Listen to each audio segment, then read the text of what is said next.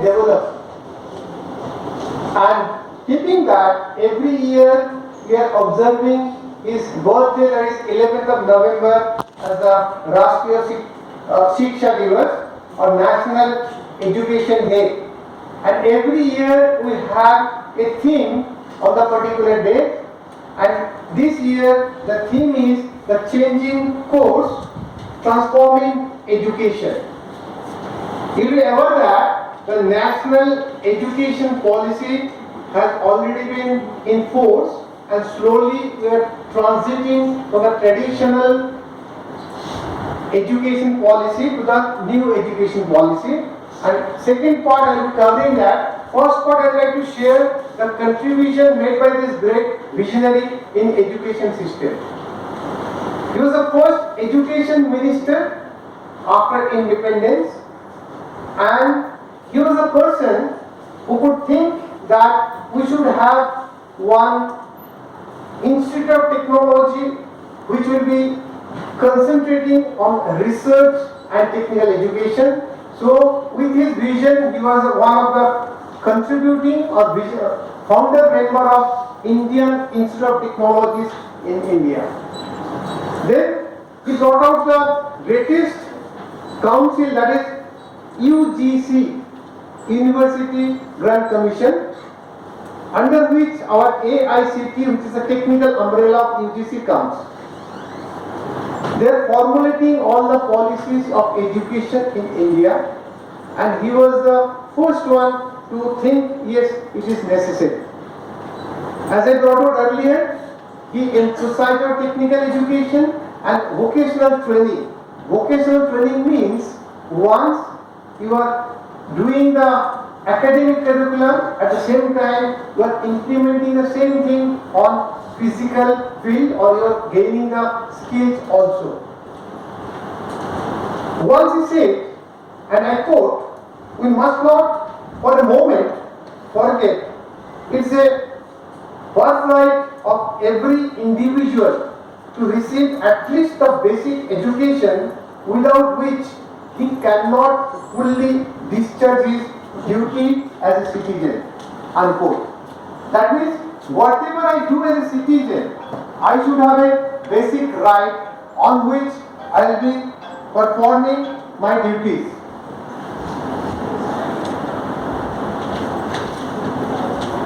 So he was also a founder member of Jamia Millia Islamia University, New Delhi. And in India there are so many universities and colleges named after him. Like our university, Maulana Abul Kalam Azad University of Technology, you see it, you find after that they are writing West Bengal, because there are so many universities named after him. We have a Maulana Azad College also, and all over India we finding, just to honor the person, not being an academic institution named after him.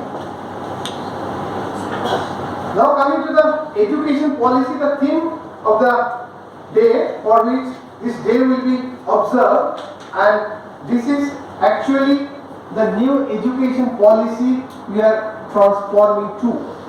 Like we have come here after completing 10 plus 2 education system. First 10 years in school, another 2 years in higher secondary, then you become eligible for identified various objects.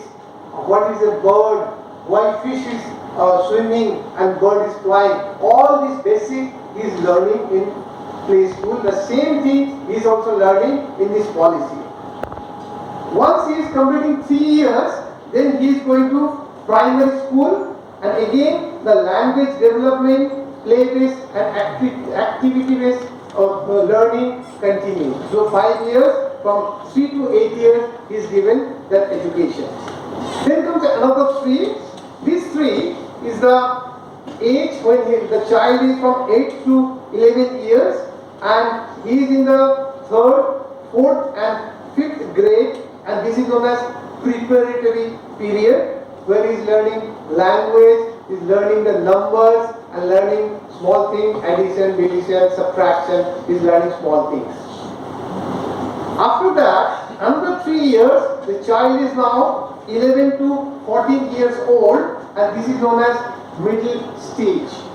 In the middle stage, he is given a critical thinking and which is slightly away from computer science student, but I want to learn the history also. So you take another subject, that is a choice-based credit system. So you take as per your choice whatever interest you have. Presently what is happening here, you have done the first year, you are having some syllabus given, so you have no choice. You have to learn mathematics, you have to learn physics, chemistry, English, it's all given. You have no choice.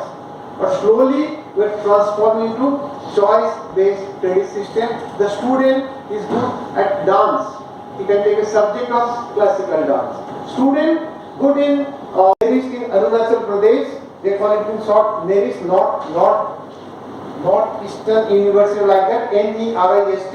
They are having this multiple entry and exit system. You join after 10, complete diploma, go for further study, go for degree, go for further study, go for MTech, go for further studies, come with PhD, or if you feel after every point if you want to come out, you can come out as per your requirement. Things are already there, what the great person has thought long back. So we are doing that only. So in future you will be finding the choice-based credit system is already there, and once you go for higher studies, that facility you should have. With this, I conclude my opening session. I request your Chanchal sir to take the session further forward. Thank you very much.